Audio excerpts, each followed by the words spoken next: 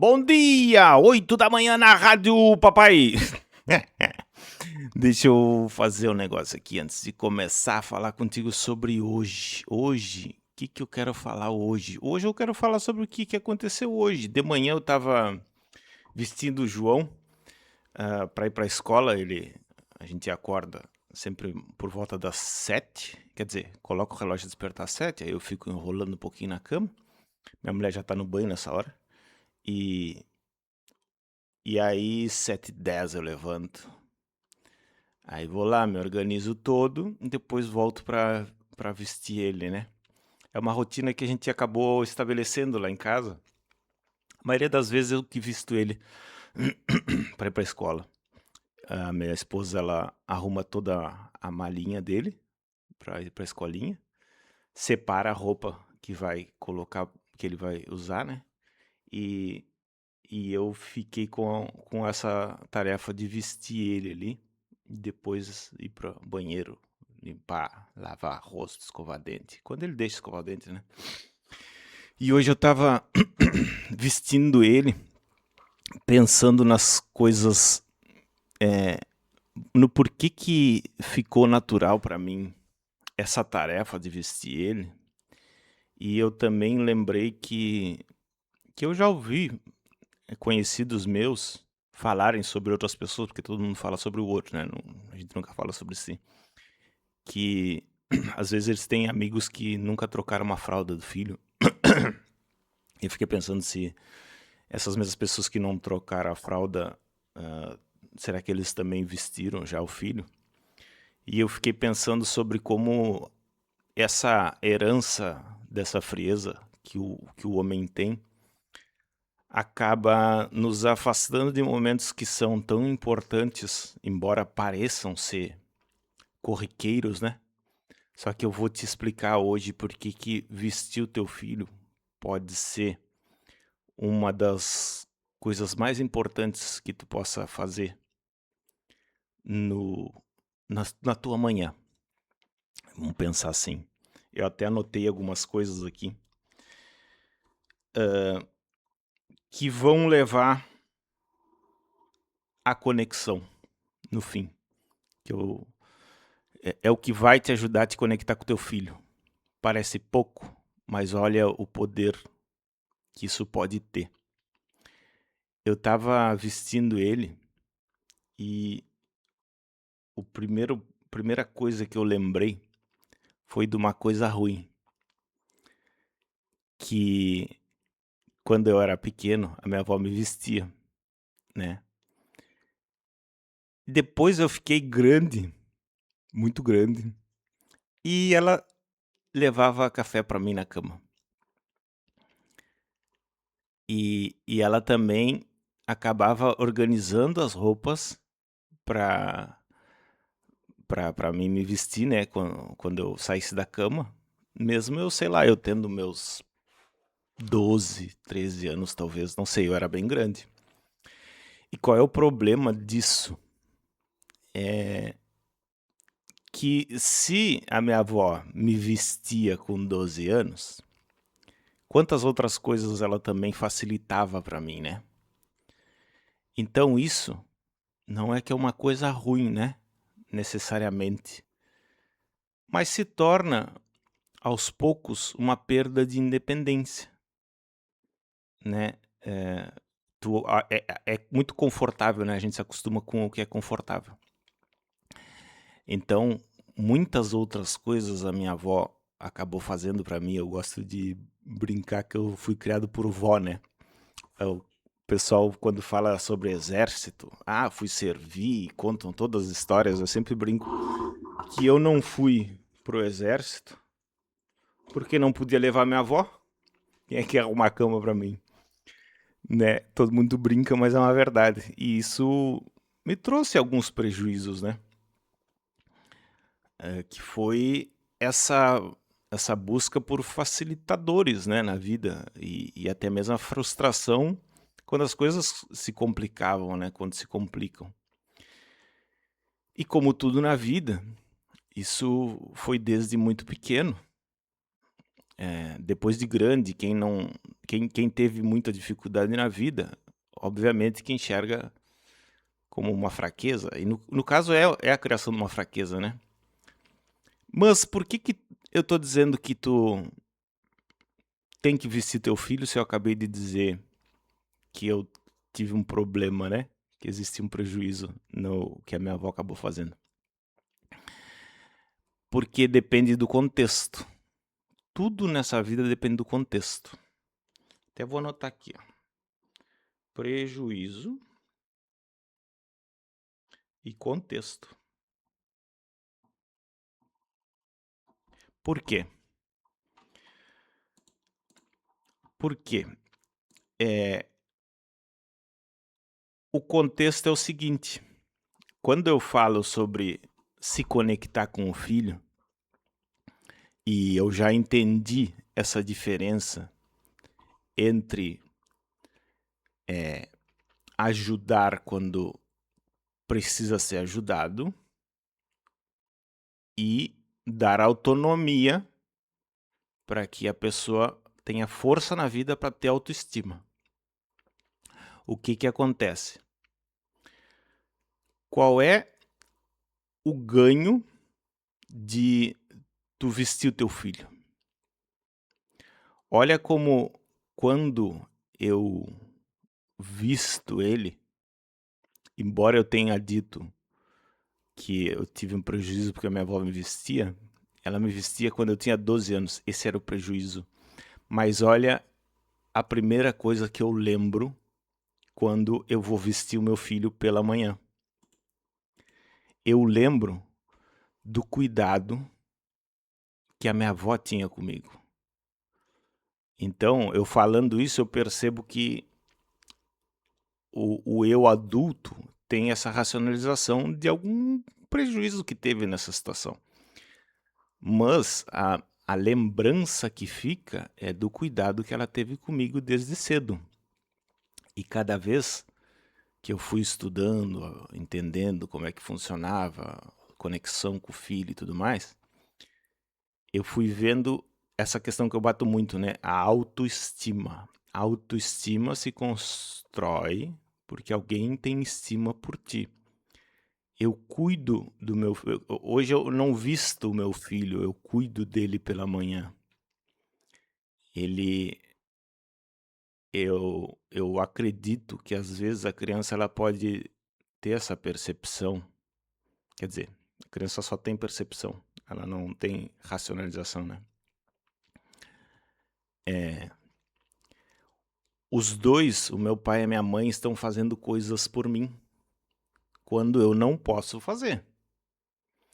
Então hoje, quando o João tá acordado, ele já coloca a roupa, já coloca a camiseta, coloca do avesso, coloca o tênis.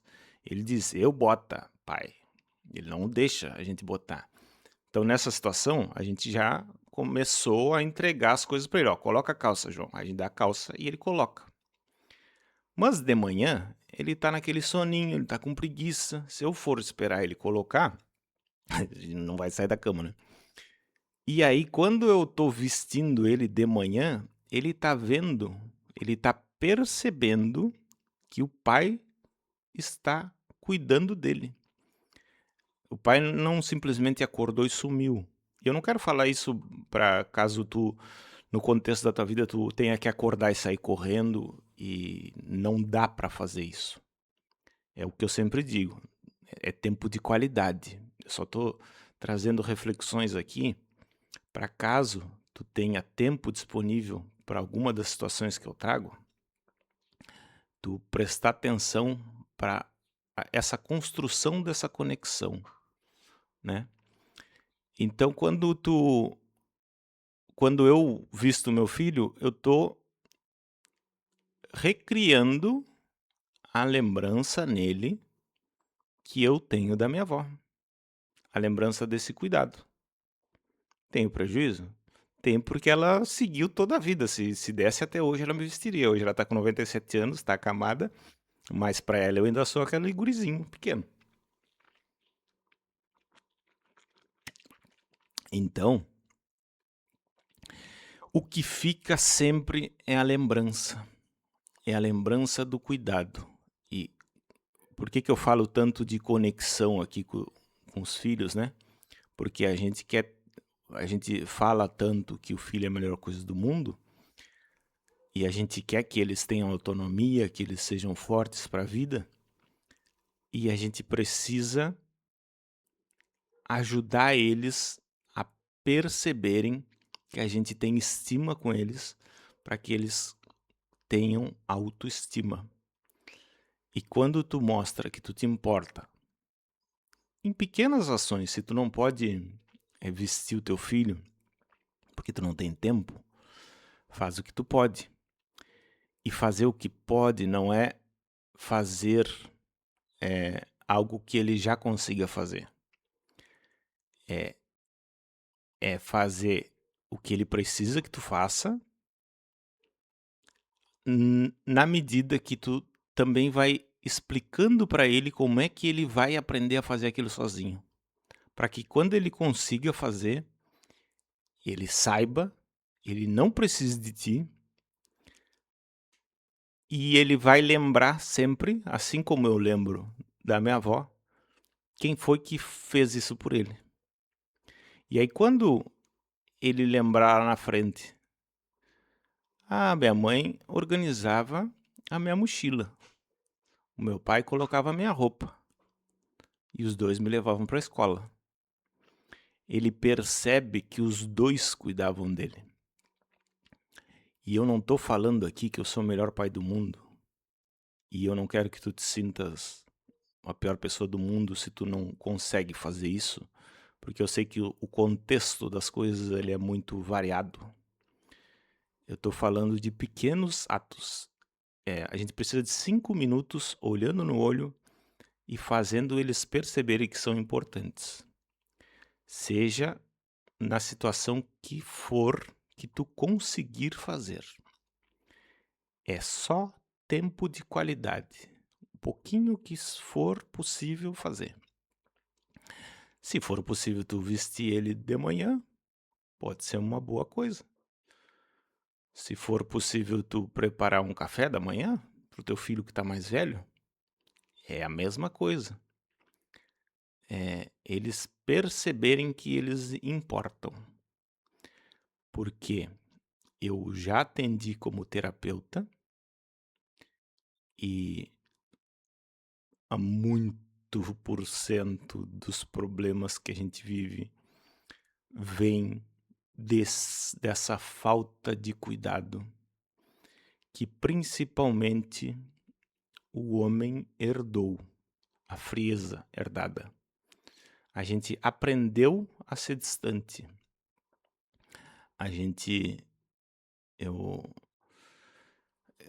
Num primeiro momento eu até julgava, né? Pô, os caras não trocam a fralda do filho, cara.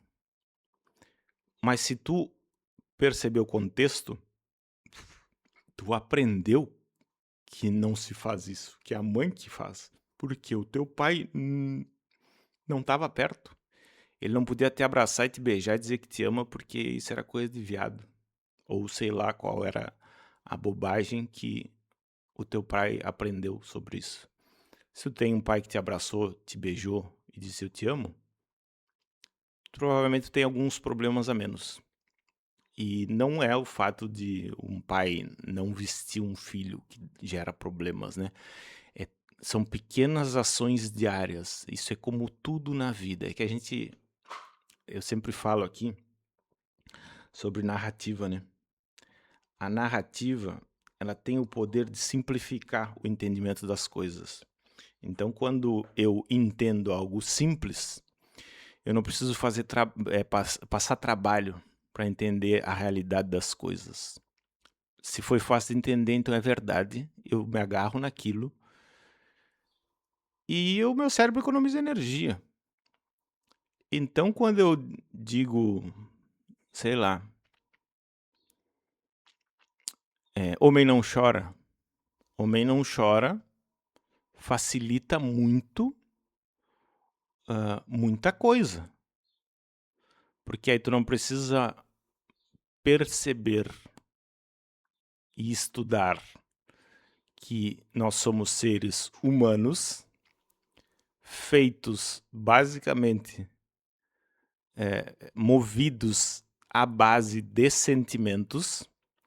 Nós achamos que somos racionais, nós também somos racionais, mas o que comanda a nossa vivência é a nossa emoção, os nossos sentimentos, só que a gente racionaliza eles. Então, quando tu tem a narrativa do Homem Não Chora, tu tem uma simplificação que parece que resolve muita coisa, mas essa narrativa cria muito problema. Por quê? Porque falar o homem não chora não resolve a hora que vem a vontade de chorar. Porque isso é um sentimento, né? E quando tu tampona esse sentimento, isso tem que sair por algum lugar. E aí começa as cagadas. Então acreditar nas narrativas facilita, como é que eu vou dizer? É como jogar para debaixo do tapete. Homem não chora, foda-se. Mas vai dar merda. E aí tu bota a culpa em outras coisas depois, porque a narrativa ela tem esse poder. O homem não chora, é mimimi, só que tu não consegue às vezes dar um abraço nem na tua esposa, tu não consegue dar um abraço no teu filho, tu tem muita mágoa da distância do teu pai, e sem perceber o contexto, tu replica isso com o teu filho. Porque é mais fácil seguir repetindo o homem não chora. Isso é coisa de mulher, vestir meu filho, né? Dar banho, trocar fralda, é coisa de mulher. Mas não é que a gente faça isso por ser ruim. É uma herança que a gente teve. Os nossos pais eram desconectados de nós, só as nossas mães cuidavam de nós, e a narrativa vem para reforçar isso. É coisa de mulher. Homem trabalha e traz dinheiro. Chega chutando porta, quando se estressa bate em todo mundo, né? Não necessariamente todos os homens fazem isso, né? Mas são as narrativas, né? A gente aprende por observação. E aí a gente replica o que observou. Meu pai era distante, então é normal ser distante. E eu não paro para refletir, por que eu tenho essa mágoa do meu pai? Ah, porque ele era distante. Tá, eu sou distante do meu filho. Eu acho normal ser distante, mas eu tenho mágoa do meu pai porque ele era distante. E eu vou seguir sendo distante do meu filho? A gente não para perceber isso. Então a gente resume as narrativas. Homem não chora, isso é coisa de mulher. Homem é assim mesmo. Homem tem que trabalhar e botar comida na mesa. E o ciclo se perpetua, né? Por isso que eu acredito muito que se a gente prestar atenção, todo desafio que uma criança traz, que é um desafio, ele se torna um espelho para olhar para a gente. Para olhar como aquilo mexe em algum lugar. E a gente vai ter duas opções. Ou se estressar e seguir repetindo, ou fazer com atitudes o que a gente fala no discurso. Meu filho é tudo para mim. Eu mataria por ele. E tu mudaria por ele? Matar é fácil. Mudar é difícil. Mas se tu mudar e tu cortar o ciclo, o sentimento de mágoa que talvez tu possa ter pela frieza do teu pai, teu filho não vai ter por ti. E o que tu não teve com teu pai, tu vai poder viver com teu filho. Olha como a vida ela é didática, que chama? como é que se diz? Tipo, elas ensinam, né? Tá aí, as coisas estão aí, tu só tem que prestar atenção. E como eu, hã, eu sempre comento aqui, né, como é que eu cheguei nessas coisas, né, buscando entender as minhas frustrações, meus problemas, através das terapias, eu entendi todos os problemas que a ausência do meu pai, que acabou falecendo quando era novo, causaram em mim.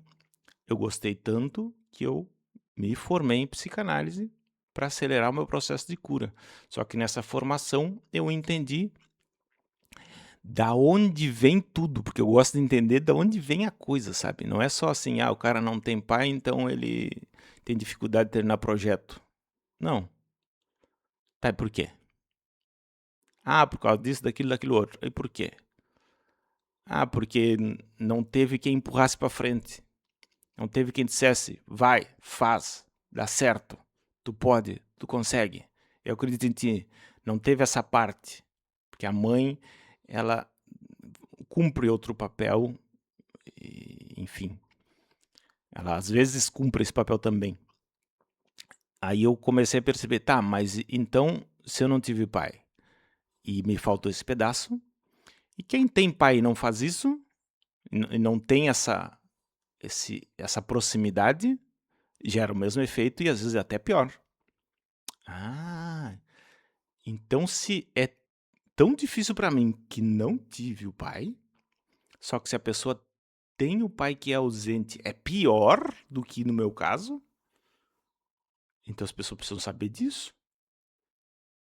E, e outra, a gente tem a chance de curar em nós quando a gente corta esse ciclo com o nosso filho.